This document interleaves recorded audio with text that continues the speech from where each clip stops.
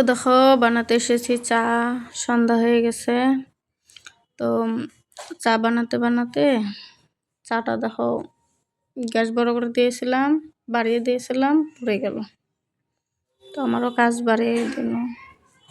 তো আজকে ছিল শীতলা পূজা, তার জন্য আজকে ভোরবেলা রান্না করেছি। সারাদিন আগুন জ্বালানো যাবে না, গ্যাস ধরানো যাবে না। দেখো সবার জন্য চা ঢেলে নিচ্ছে। তো রাত্রে সন্ধ্যা না লাগলে রান্না করা যাবে না, সন্ধ্যা হয়েছে তাই আগে চা খেয়ে নি, তারপর ভাত বানাবো। দেখো আমার চা ঢালা হয়ে গেছে। এখন ঘরে নিয়ে যাই। ঘরে দেখি অন্ধকার, একটা লাইট দেওয়া আছে, সবগুলো লাইট দিয়ে দিলাম। এই দেখো মেয়ে চার জন্য নাচ করছে, বলছে চা খাওয়া যাবে না, এসে রাগ করছে।